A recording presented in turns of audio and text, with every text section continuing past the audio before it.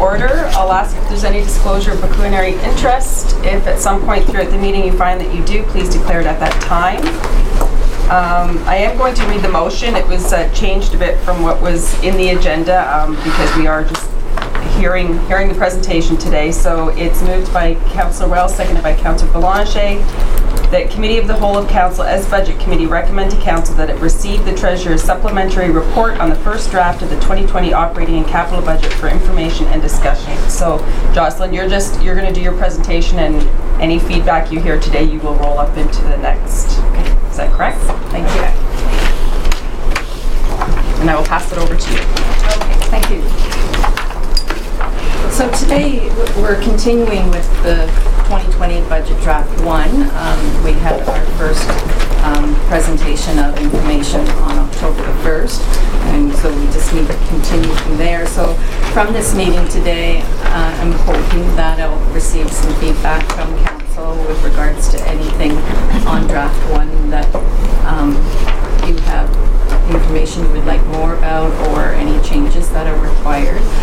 I'd also highlight that we're working on some of the items that's outlined in the staff report on the third page, just some items that we're looking to build into draft 2, so staff will review those, and when we bring forward draft 2 on the 19th of November, we will have consideration for those items in the budget then. And then the last item for today is we have a presentation to go through some more things for consideration in the budget. And at the point I get to the library and the arena slides, I'll ask Chris and Pam to come up and join me, and they can present to you their information. So does that sound okay if we do that? So I guess if I could open then whether or not there's any items to be discussed for draft 1. So from that list, yes, is what you're looking for? From the from the staff report. Yeah, from the October 1st information that was presented. Was there any areas of information that was further needed, or are we fine to move forward into draft 2 with our draft 1 the way it stands presently? Okay, sorry, just for clarification, so on page 3 of your staff report, there's a list there. Is that what you would like input on, or is that later? That's information that staff are going to discuss when we start to build draft 2. But just before we move forward, I just wanted to know whether or not there's anything existing budget the way it stands presently right now. Can we move forward into draft 2 with it as it stands presently? Okay. Or is there anything anybody wants to discuss at this time? Okay, so we're fine then on that one. So that would bring us to the presentation then. So I have a few slides I'll go through first, just sort of highlighting our budget process and some of the things that we can give consideration to, and then we'll move into the library and the arena.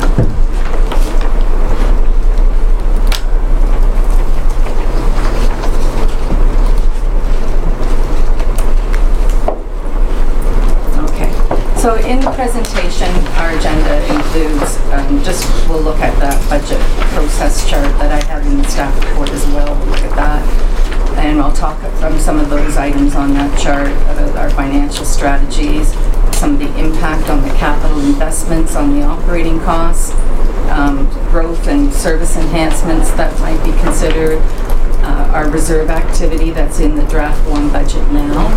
And we'll look at an opportunity to build some future costs now and help smooth the impact of those future costs. And then we'll look at the actual library and arena projections. Sorry, I'm just having trouble with them. There. So this was the chart I referred to of our budget process. So when we met on October 1st, we first looked at our base adjustments. We looked at the core service programs, our compensation adjustments, our inflationary pressures. Those were all built into draft 1 as part of our base. We also at that time reviewed some efficiency gains that we had found and some program reductions that had been identified and removed out of the draft 1 budget. We also considered any legislative and contractual obligations that we have. So we talked a little bit in that first staff report about asset management and the OREG 588-17 and what that means to us, and so some other considerations to give looking forward at asset management planning. And then today we'll look a little bit more at fiscal strategy and building our reserves and our future asset replacement, and the impact of capital, whether we pay as you go or whether we plan for it, and the operating costs of some of the new assets on when we have new capital, the impact to the operating costs. And then lastly, a little bit about growth and service enhancements and the impact normal population growth will have on operating costs just to maintain existing service levels. You're not necessarily expanding the service level, you just have more growth and more population, and you need more resources in order just to maintain what you're delivering today.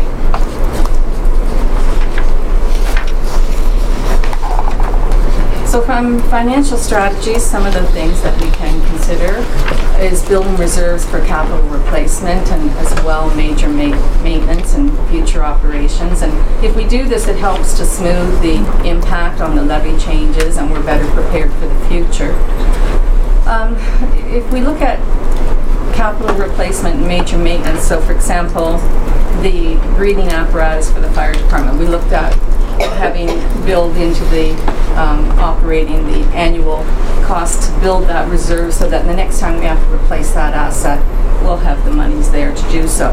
Well, that kind of same principle is what we'll look through our asset management planning in the coming year as well. And major maintenance, if I give you an example of some of the things there to consider, we have the 13 playgrounds that need to be have capital investment in them this year. And as well going forward, there needs to be about $90,000 every 2 or 3 years to maintain these playground equipment. So if we start to build some of that major maintenance in and smooth it out so it's not suddenly in 1 year, those are some of the strategies that we can consider when we're building the budget. Debt policies.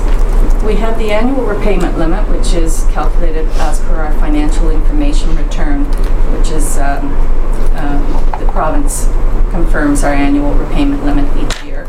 So in 2019, we had $6.6 million as our carrying cost that's permitted. And our total level of carrying costs in 2019 was $1.4 million. So we're roughly using about 21% of that envelope. And as we move forward and use a bit more of it, we need to make sure we leave room for emergencies. And part of a balanced approach in using debt is we want to consider some of the large capital infrastructure where the cost of that debenturing is spread out over the users who benefit from the asset over the 30, 40 years that the asset is in use. And when interest rates are favorable, as they are right now, it is to our advantage as balancing our approach of using taxation, grants, debentures, and other sources of financing when we're balancing the activities that we're putting into the budget. User fees, we want to make sure our annual reviews are done on user fees, and that's part of our financial strategy to ensure that those things that should be paid for through user fees are captured. And our wastewater debentures are also carried through user fees as required. And I put some of these ideas there just because as we go through the discussions, they're just points that help as reference points when we're considering items. Some of the impacts on the capital investments on operating costs, you would expect that the level of operating costs would increase and as more resources are needed, such as staffing or utility costs increase. The maintenance cost of the new capital investment also might increase.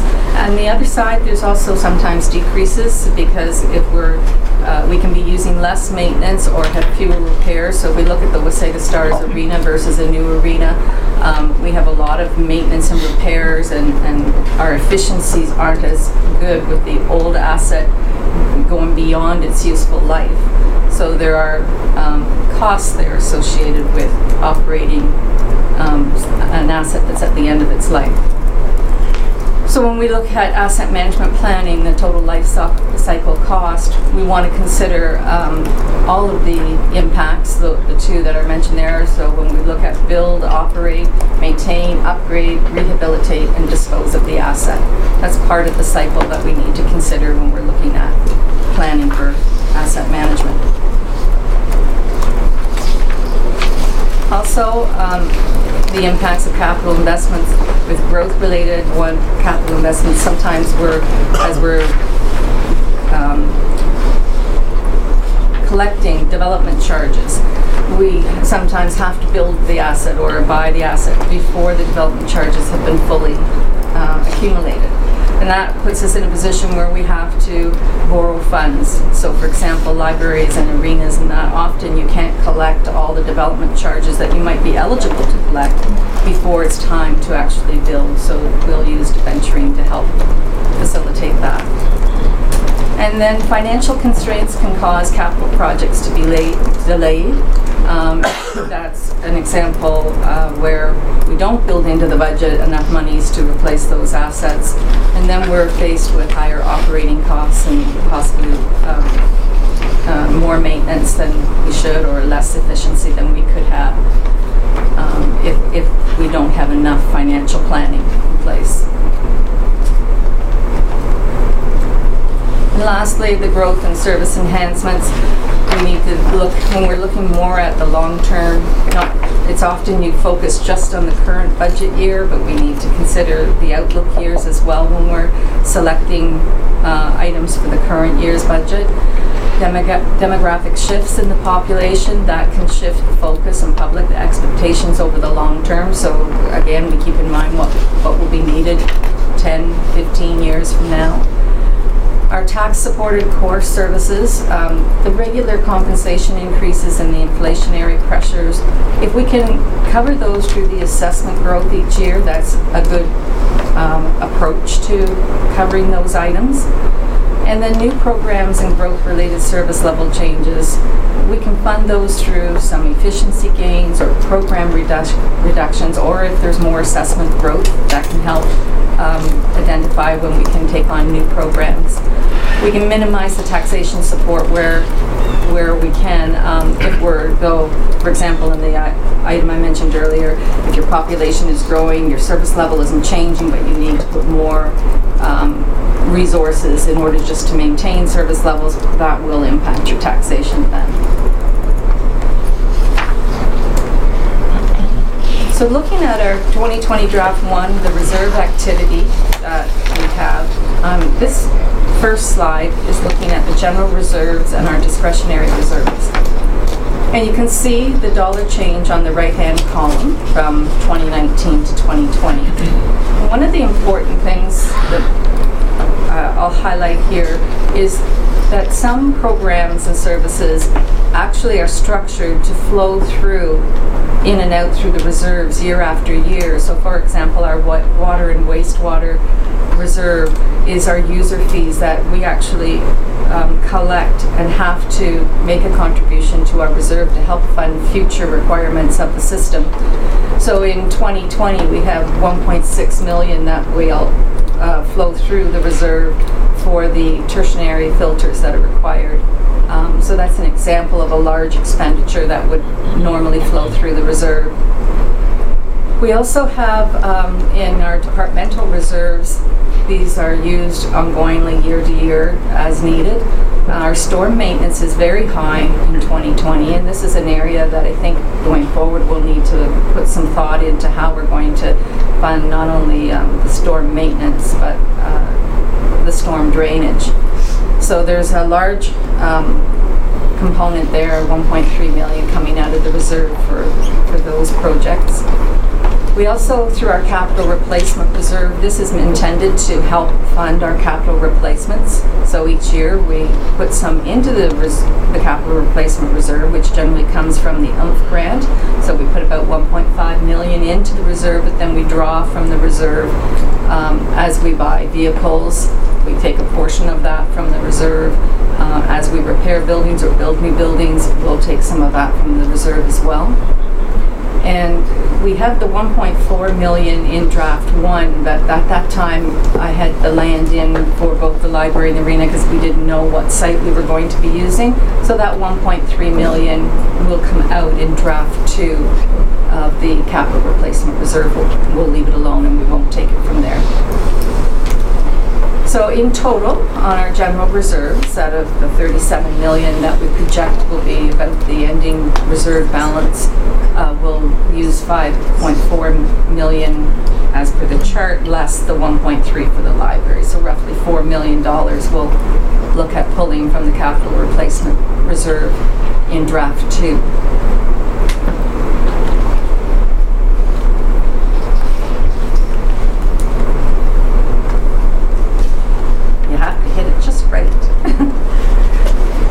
So for the reserve activity on this schedule, it's the deferred revenues and our grant revenues that we receive. And again, it's important to remember that these particular funds are intended to be used year after year. We receive grant money, federal gas tax, the Ontario Community Infrastructure Fund. These are grants that we receive that we are to use against ongoing projects.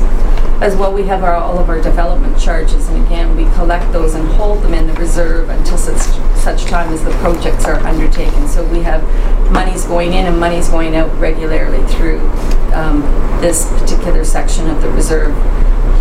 And this is the larger portion of our activity in the 2020 budget. So when we're moving and seeing our reserves move substantially from 2019 to 2020, we need to remember these funds are actually intended for this purpose and they're to be used like this. So we have the larger portion of our reserve activity coming in at 18 million in the 2020 budget. And you can see some of the major projects that are down the side there, sort of pointing to some of the items that are flowing through the reserves. If anyone has any questions as I'm going here, let me know. Question for hands, I haven't seen any. If I may just interject You're behind me. Yeah, no problem, Your Worship. Just as a point, just to emphasize what Jocelyn is mentioning is that, you know, for this municipality, we've had good growth. We've had projects such as the fire hall that we've had to bring on, but generally our reserves have been on a steady increase because we knew we had capital projects coming down the pipe, literally and figuratively, in the future. And so now our reserves were quite high as they gradually built, but now we're going through a phase where we're drawing on these reserves for these capital programs. And what the Treasurer is explaining to you is that that's what the reserves are for, is to build, like your bank account, and then when you need to buy a car or buy a house or whatever, you draw on that bank account. And that's what we're doing as a municipality, and you do it in the context of a financial plan. So we have our 10-year capital forecast, our 5-year capital forecast, and we lay out where these projects are in the timing and how they're going to be funded. So I've heard comments about the concern about drawing on the reserves. Well, that is a natural course of the cycle in terms of how municipalities finance capital programs. And I just wanted to emphasize that point because I think it's important to mention. Thank you. Oh, now we have hands. Councillor Foster. Thank you, Your Worship. Couple of questions, I guess. One is, the first one is the change between development charges and the new community growth fund or whatever that term is. So we've lived in a world where we understood, you know, the development charge would be, you know, X pennies go to a library and X pennies go to firefighting and X pennies go to water and sewer and etc. But now the government's flipping it from the hard services and the soft services. And I know it's not finalized yet, all the schedules or whatever aren't finalized, but is it approximately the same amount? So for something like building the library reserve or an arena reserve, which are soft services, from a planning point of view, because I heard financial planning is kind of important, is that something that is consistent year over year, or is this just, do we have a gray area moving forward? through your worship, we have a gray area. The community benefits charge, their goal is to try and keep it so that we're receiving the same amount of revenue through that system as we currently are through DCs. And they are still trying to develop what is the structure of getting us to there, and they're trying to do it for the whole province. And I am wondering whether they'll be able to, when you look at the geographic differences from throughout the province, and you're trying to take a percentage of land value to generate this community benefit charge and make sure that we get the same amount we had. So maybe they'll be able to do it. It'll be interesting. I think they've got a lot of people contributing, trying to create that structure. We have nothing yet that gives us any confidence whether or not we're going to have that. So in what I have done, I have, rather than assume we're going to be receiving anything, I've assumed we haven't. Just to try and see where are we, and then as we get information, we're going to start feeding it into the budget process. Thank you. And the supplemental, or the second part of that, I guess, is when we look at numbers, and I love to look at numbers, and you see big decreases in reserves, I think it's important to remember that it's not these reserves that are being decreased are going into physical assets that are a benefit to the town and the individuals within it. So, for example, if you have a blank piece of land, it's relatively cheap, and you take some money out and you build a house, and the value of the house is more than the land and the pieces put together. So we can't expect to build a library, an arena, bridges, sewers, etc. If we don't spend money up front, all right? And there's no prize for having a reserve of $1 billion. You know, so what this is, when you look at the numbers here, and it's a big number, it's 15 mil, give or take. Sorry, that one was 4 mil, and this, but it's big numbers. But it's bringing a physical asset to the town, which will have benefit, ongoing benefit, you know, financially for the town and for the taxpayers, and provide services. So the idea of getting something for nothing isn't realistic, I think. So I just wanted to bring that in. Thank you. Thank you, Councillor Watson. Thank you, Your Worship. Councillor Foster touched on what I was going to say, but these are investments in the community. The town is growing. We're always going to have income coming in, and it's going to increase because we're not going to shrink. And these are investments for us and future residents and our children going forward, and they're 40 and 50-year investments. So I'm happy about it. Thank you, Councillor Boulanger. Yes, thank you, Mayor.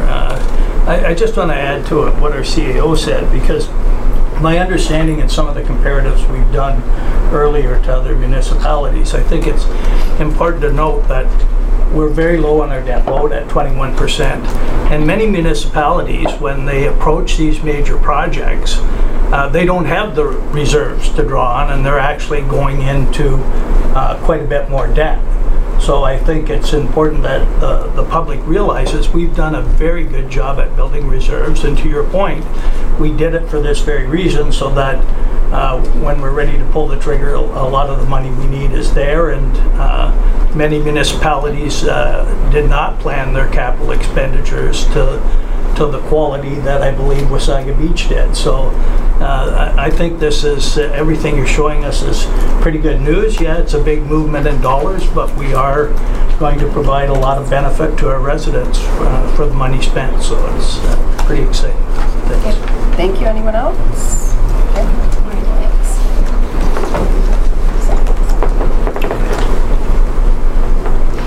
So just in summary then, I think we've already covered this, but our main activity moving through the reserve this year will be the deferred revenues and the grant monies.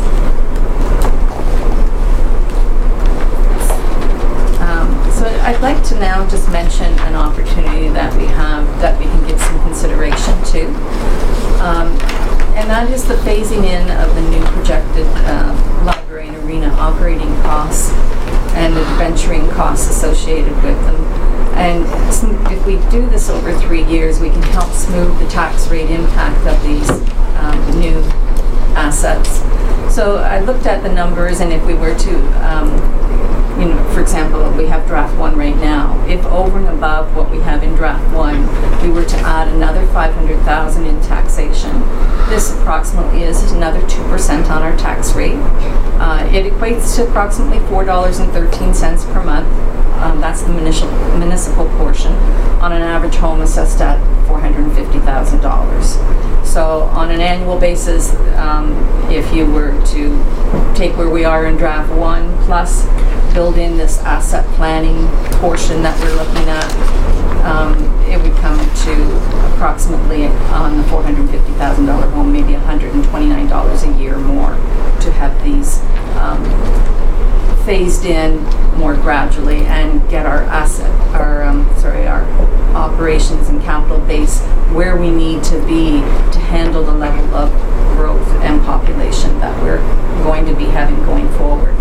So yes, I understand that these are increases, and that's always a challenge for everyone, but this is part of good fiscal planning, is when you can try and look at how can you approach the future and blend it in and smooth it out. So it was an opportunity to have that discussion, and I thought I would present that here today.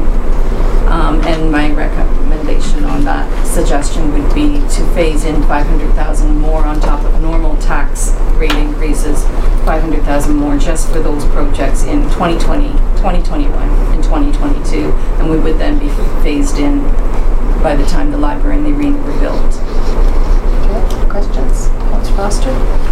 Yeah, thank you, Your Worship. I want to give that more consideration, and we'll talk about that, but all of the stuff we've done, or you've been discussing today, also doesn't take into account increases to the revenue of the town through the sale of property or other income being provided, say, by a casino or something like that.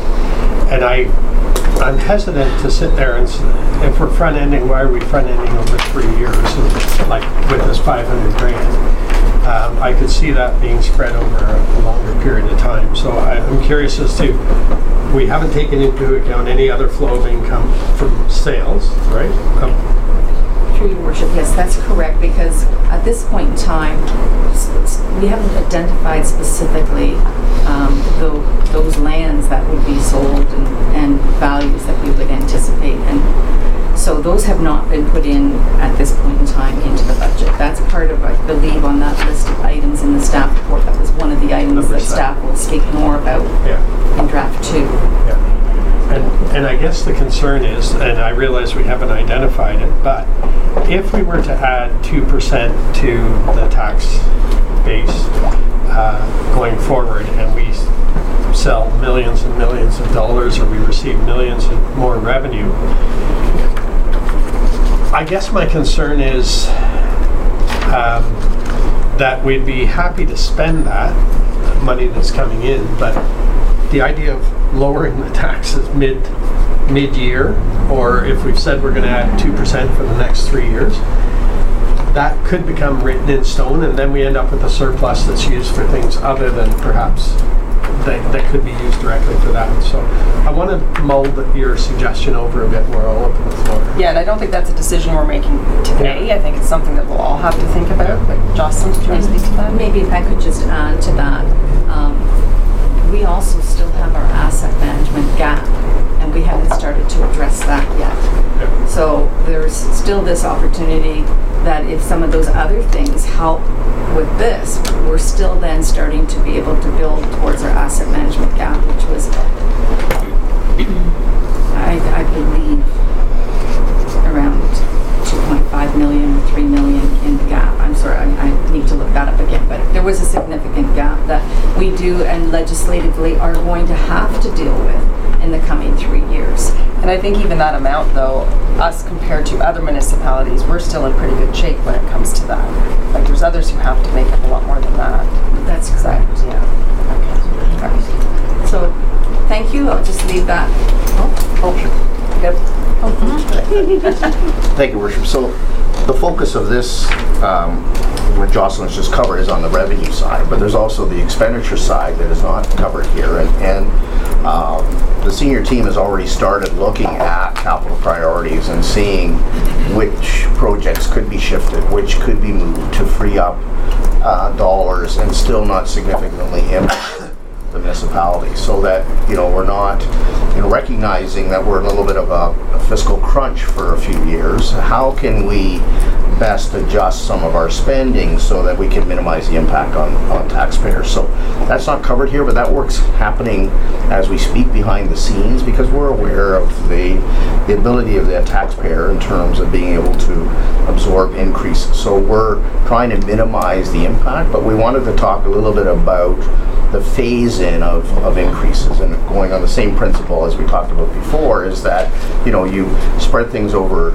several years, you minimize that spike in terms of a one-time tax increase. So as the mayor alluded to just a couple of minutes ago, we're putting these ideas out for you to think about, and we're going to come back to you on the 5th of November to have a good discussion on this part and on the next few slides as well. So it's all food for thought today. Thank you. Thank you.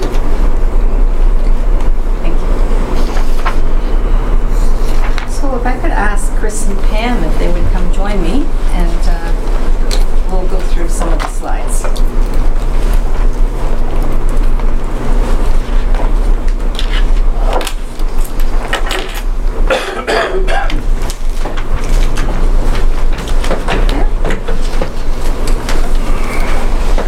Okay, so we've got some slides on, first the arena. We'll go through the slides there, and Chris can speak to the costs, and then we'll move forward onto the library, and then at the end I'll cover the capital. Great. Good afternoon, everybody. Thank you. I'm a little nervous. I think that this is a big endeavor that we're getting into, but I do think that we are being as responsible as possible, and I hope that you have some questions for some of the numbers that we've broken out. The first big idea, and staffing is always something that's discussed at budget time, but with the new arena recreation facilities, we are projecting that numbers are going up, but definitely they're going up with a greater provision of service. Obviously, one ice pad turning into two, and another piece, and I know I've highlighted this a few times in the last couple of years in budget, but our customer service initiative is really going to hit the ground running with this new facility. And if you look at the staffing, it's more or less unchanged, although facility staff goes up by 1, so we're going from 4 to 5 full-time staff at the future arena. And then customer service, it's portrayed here in full-time equivalents, although our idea is to run Monday to Sunday, 8 in the morning till 8 at night. We want to have a front desk there that is available, you know, to send people off to meeting rooms, etc. But beyond that, room bookings and general support in the front of house, so that our facility staff can do 2 arenas worth of work with just a minor increase. I think that this is the most significant piece of our new provision of service, beyond the obvious doubling of our arena building. And there will be multi-purpose rooms, etc., that those facility staff will be responsible for as well. But obviously, maybe 4 times the building. I think we're being as conservative as possible with this type of staffing requirement. Councillor Blanchet? Thank you, Mary. Just a question, Chris. Now, along with that extra pad and community rooms, there would be opportunity for increased revenue too, which that's not taken into account here. This is absolutely, and this is the staff slide, but definitely we see this new arena. We're going to make a jump in year 1.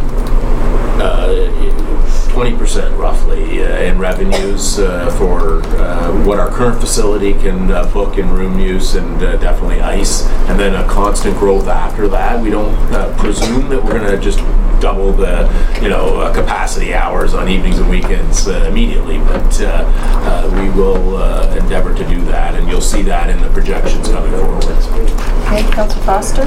Thank you, Your Worship.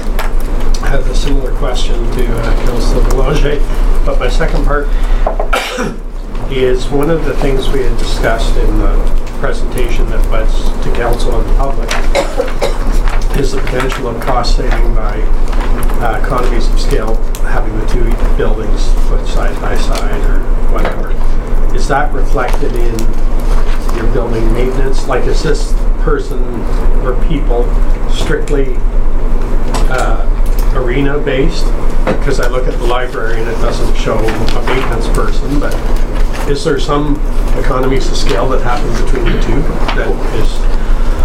That is a good question. I would say today we have 7 full-time building maintenance staff between the arena and the Recplex. But in actual fact, those 7 staff also manage a number of other projects throughout town, and we will continue to do that. Yes, the library is a building that we provide support on.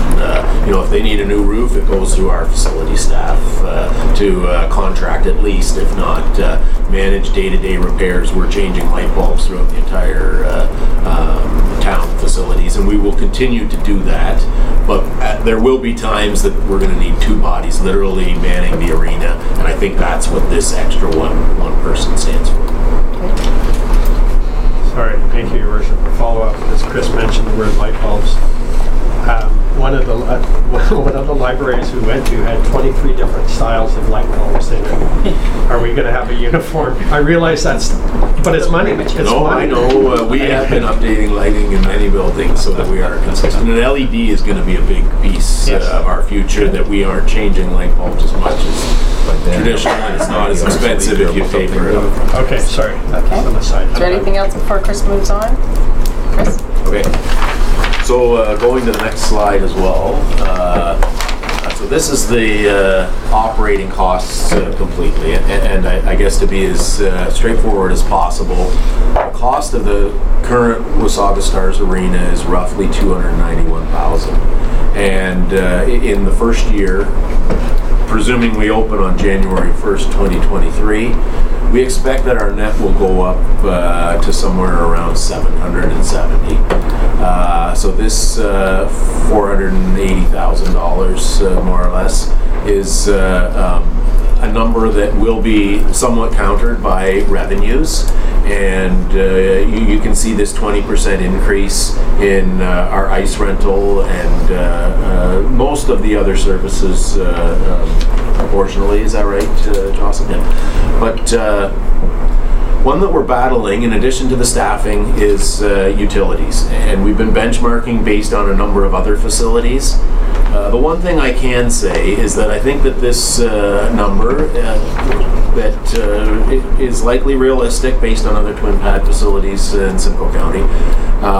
We can inversely counter this number to a certain extent with some of our capital investment, and we are looking into these ideas. I can't speak to it specifically today, but we do know that by investing in our capital up front, some ways we can actually try and curtail this utilities cost. But an arena is an expensive building, and if we somewhat overbuild or go beyond today's standards on certain equipment and insulation levels, etc., we may well be able to beat this number, but we're trying to be as realistic as we can in $2023. So it's a big one. We're building a large refrigerator that's the nature of the beast when it comes to arenas.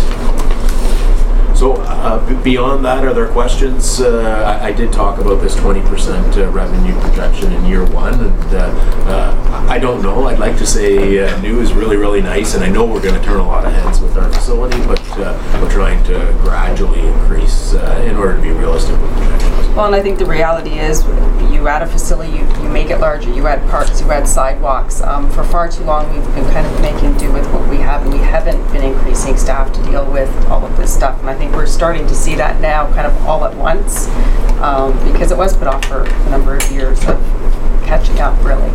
So, okay, is there anything else from Chris on that? Nope, that's fine. I do appreciate, I did have a number of different speeches about betterment of the public health, etc. And truly, I would say we recently spoke with this consultant on our older adult services. A number of you attended at the Recplex, but per capita, we are somewhat underserved today. And a good stat to remember is that across Simcoe County, there are roughly one ice pad per 7,000 people. And if we're pushing up into the 22, maybe 32 in another decade, we are certainly underserved, and it stands to reason that these services are needed in our community. So I guess on to the last slide specifically regarding the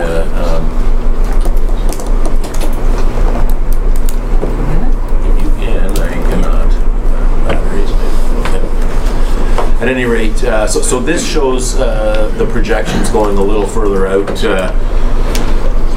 I don't pull the eyeglasses out in public that often, but I know this is a tight chart, but there's a lot of numbers, and it certainly is showing this revenue growth idea around 10% after year one. One thing that is very positive about this chart, 2031, so in roughly 8 years, we've actually lowered the nets at the arena.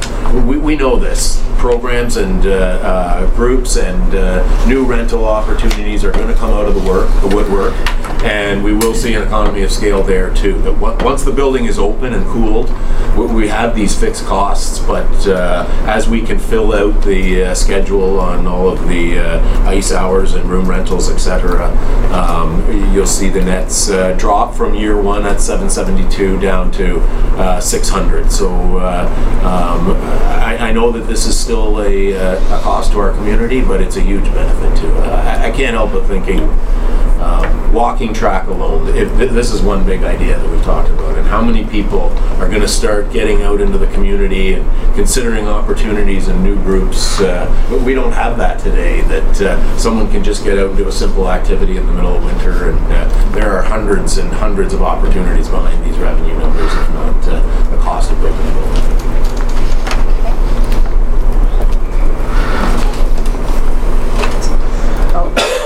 Chris and Pam? While we're switching, George. I just had a comment just with respect to the arena, and Chris alluded to utilities and the cost of electricity.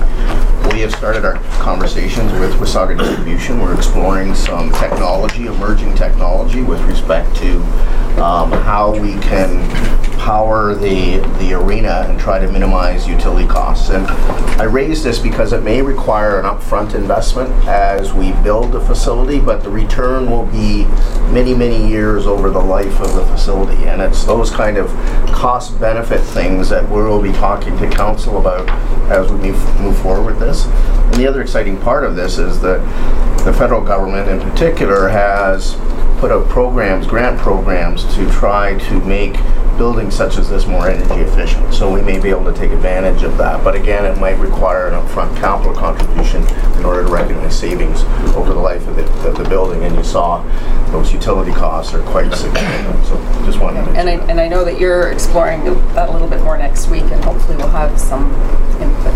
That's true. We know of two arenas certainly that have these microgrid processes. You can save the heat and use your electricity at low peak times. So the heat generates.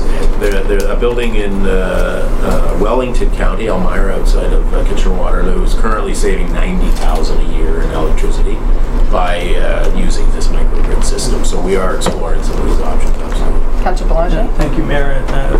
To Chris, earlier this year we visited a new private facility that had a significant area of flat roof, and a third party had installed solar panels, and they were generating significant income on a monthly basis.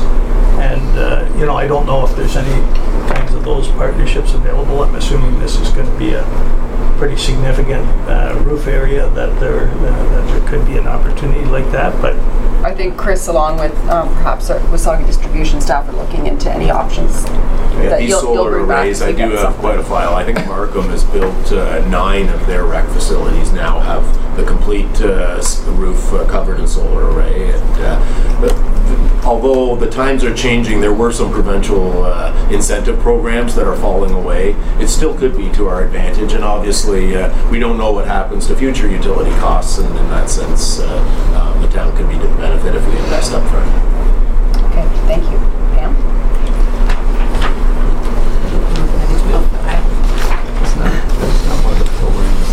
Good afternoon. Thank you for welcoming me here today. Staffing changes.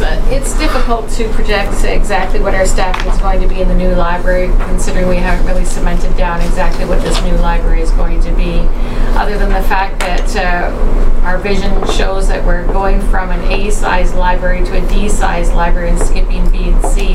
So that's a challenge for us. What we need to keep in mind is that libraries are very heavily service-centered facilities, and hence the cost of staffing. Our staffing are involved with the community in many different interactions daily. We are the people who help people just log into their email, as well as new programming and learning opportunities. So when we projected staffing for the new facility, what we did was, first of all, we examined what our current staffing model looks like. We compared it to benchmarked libraries of similar size that we're envisioning, and then we went back to see exactly what we would need to provide the same service provision that we're currently providing, but in a larger facility that will involve more visitors. We project anywhere from 150 to 200,000 potential people coming through those doors, and currently we need to ramp up that. Our assumptions are also based on being open 6 days a week, but having 2 different levels in the library, which of course will involve more service opportunities and needing more staff for that. So when we projected forward, what we essentially did was mainly increase the part-time hours of our many part-time staff that we currently have, and there was room for them to improve their part-time hours without even hitting full-time. So they will take the brunt of it. We also looked at our needs as far as especially our technical services. We need to increase our collection, and in order to handle the increased traffic and the use of that collection, we needed to bump up our tech services department. The other element that we added to was a technical emerging technician programmer.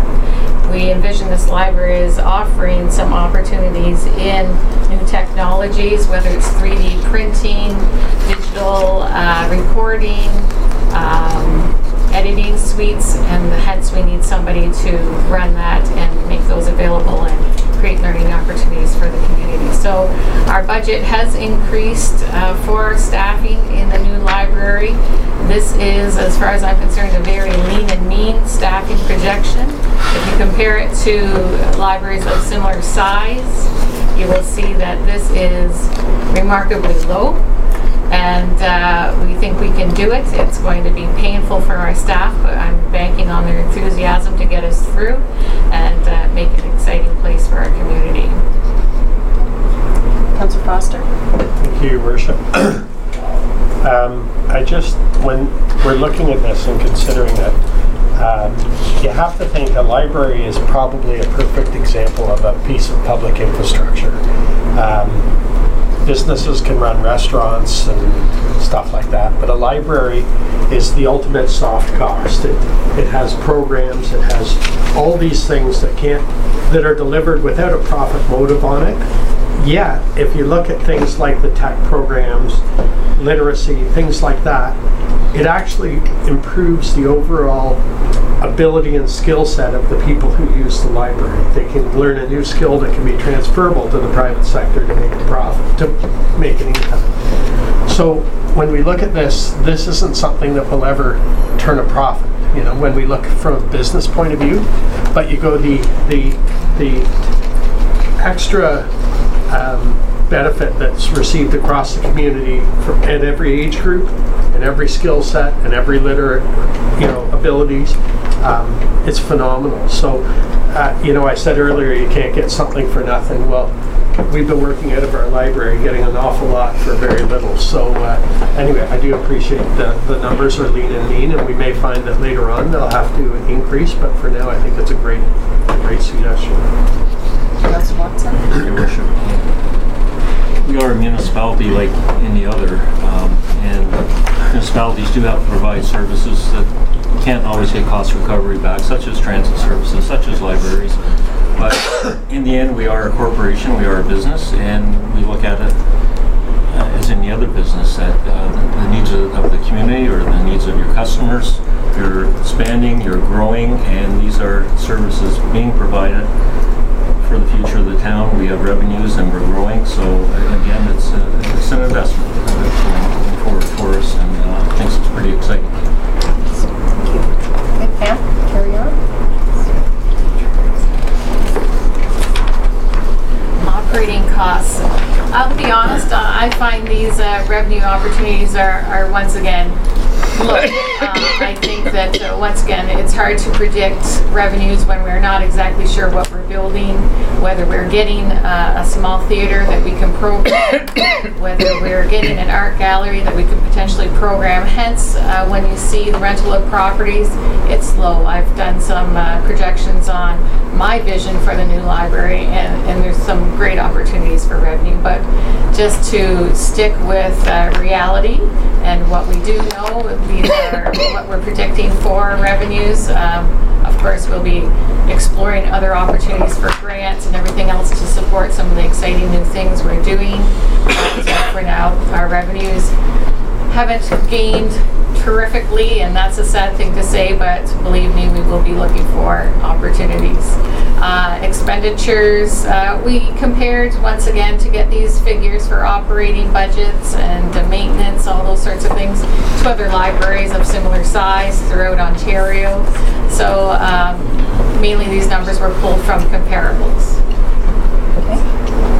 Any questions? Okay, carry on. Carry on.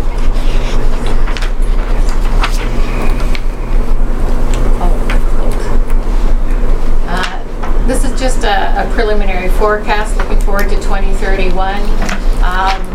Once again, without knowing exactly what it is we're building, this is all preliminary. Unfortunately, we're not as exciting as Chris in decreasing our costs as we increase our revenue. Once again, I think we do have opportunities for that once we know what's going in. If you give me a nice theater that I can program with movies twice a week, watch what happens.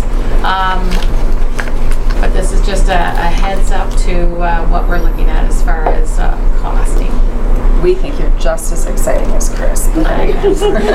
Deputy Mayor Bray. And I'm very excited to hear you talking about give you a theater and you will program it, because I think that this build is our opportunity to maybe combine the first phase of the cultural center with our library, and whether it's art, whether it's movies, whether it's plays.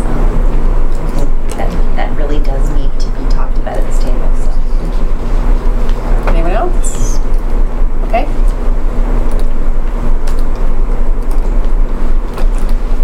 Okay, so this is our last slide, and this just recaps the current information that, as best as we can estimate at this time, the capital costs associated with the site. So on the right-hand side, we have the costs, and we have the land acquisition, now selected site, and the twin pad arena construction, and the library construction. As well, we have 600 parking spaces built into the budget here of $2 million.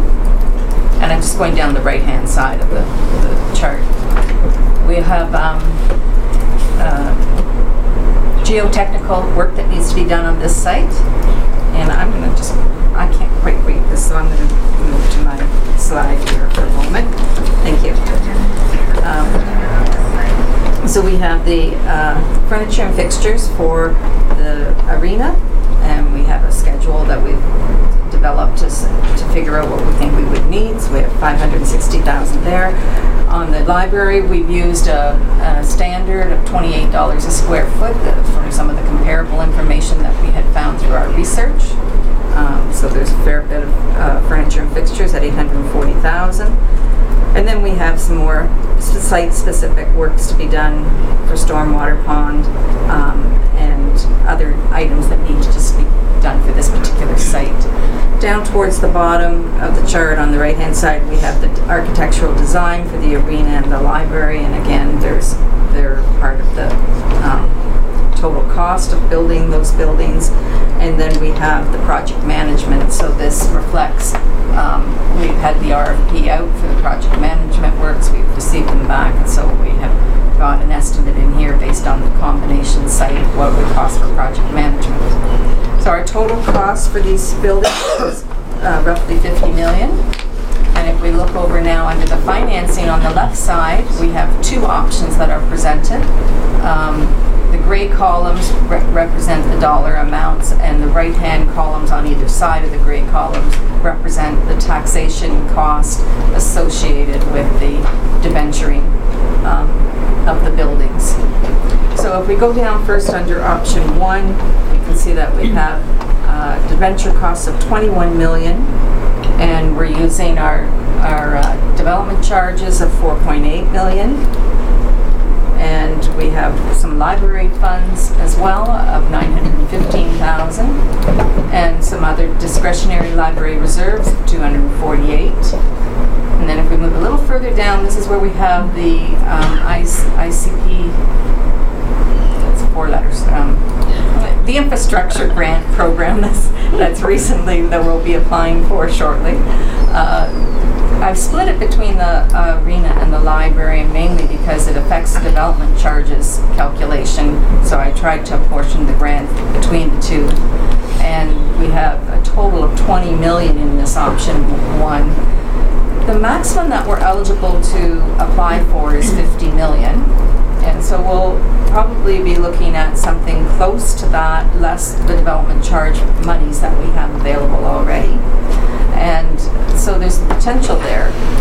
Trying to be conservative and come up with a reasonable estimate for us to consider, I used 20 million in this option 1. We also have federal gas tax funds of $1 million and parkland funds of $1 million, and then some donation funding down towards the bottom.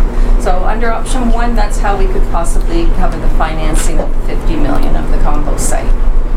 If we look at option 2, there we're trying to say, what if we didn't get any grant funding from that program, which would be very unfortunate if it were to happen, but realistically, we need to ask ourselves that question.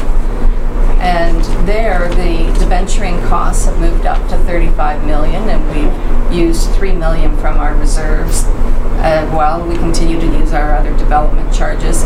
Then I've said, borrow from capital replacement reserve another 2 million. And what I mean by that is, yes, we'll take from the capital asset reserve, but let's make a plan that should it be the casino monies or some other revenue stream, we put those funds back, because that's probably more than we would really want to take out of that reserve for these projects. But we could take it as an interim measure.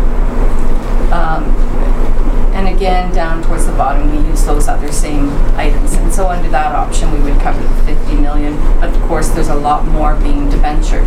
And I had gone to 30-year debenturing. The interest rates are very favorable. However, 30 years is a very long time. Again, we have so many things, factors that are going to come into play that we don't know yet. This is just a snapshot of something that could be there, but there's a lot of things that could change. So, for example, whether or not you sell the lands, and that helps with this, or whether or not you use construction financing, and during that time period you have other revenue streams, so you can pay down those costs before you actually have to debenture it out into a permanent long-term financing. So there's still a lot of unknowns, but I think this gives enough information there to have a general understanding of probable and worst case scenarios, and with still lots of opportunity for improvement. Yeah, and I think there is a lot of moving parts still at this point, Deputy Mayor Bray brought up a good point, that we do need to have that discussion. What does council see this library and this arena looking like? And because we really haven't had those in-depth conversations. I know I've already been asked, will there be a buy a brick or, donation type thing? If they wanted to sponsor one of the meeting rooms, what would that cost look like? So I think the sooner we can have that discussion as well. I did flip the CAO the policy, just because I think that we need to get ahead of that and know what that is so that when we're asked, we have an answer. So, Councillor Belanger? Yes, thank you, Mayor. I was going to say the same thing. I think the 500,000 is conservative. Just the library building fund is probably projecting to come close to 400,000 over the 10-year commitment without the rest. But the question I had is, some of the libraries that we had visited in the first round had partnerships, where a coffee shop or that type of thing. Now, Chris, I believe we have a surplus of parking spaces over the actual requirement in the plan. So there is a little bit of space, but there was a partnership where they could sell to the public on the outside, and then on the inside it would open for open hours of business. And I believe the one actually may have had a Starbucks in it. So I'm assuming that I think that'll come when we have our discussions. What does it look like? That would be a considerable lease agreement if we had a partnership like that. Clearly, this is going to attract some pretty good traffic to this facility. So, Councillor Watson, did you have your hand up? Or were you waving at me? Kind of. I just saw a notice come across here about we've been awarded some funds from the UMF grant. So Just now you got that? Just now you got that? Yeah. Oh. it's just Just a surprise. Hot off the press. So I'll donate it. You'll donate that? That's a donation. Okay. Yeah? I just want to bring to your attention that we're launching into our community conversation about what the community would like to see in the new library. Mass LBP, our consultant, is kicking that off. We're just getting the wheels spinning right now, but we'll certainly be in touch with all of you as well as the members of the community to try and initialize just what people are hoping their library will do for them going forward, and your input on that and bringing this information to you will help you make your decision. Absolutely. Councillor Foster? Thank you, Your Worship. And again, I realize this is preliminary, and I know we have planning staff here. It's showing the 600 parking spaces, and so in the planning process, I'm hoping someone will actually say how often will we be using 600 parking spaces. I know there's a requirement, but there is the ability to ghost stuff in. I realize that piece of land is pretty well stripped of most vegetation on there. But I hate to see just a huge parking oasis with an arena in the middle if we don't need those spaces necessarily. And then the other one is, and again, I realize this is in the planning piece somewhere, had a different use on it before, and I don't suspect it was environmentally too negative, except for chlorine that would have been in the, a variety of stuff there. So, but there's, where is that covered? So when they're doing the environmental assessment piece on there, is there a contingency for finding stuff under the ground? Perhaps I can defer to Chris, and are you able to help with that question? Yeah, well, as far as I know, no, we do not have a remediation concern on this property. I think that we've done some preliminary geotech and we're out of the woods completely with that sense. Beyond that, we have most of the other studies also figured as well. So we don't have mediation concerns as it comes to environmental impact study either. Yeah, thank you. Anyone else?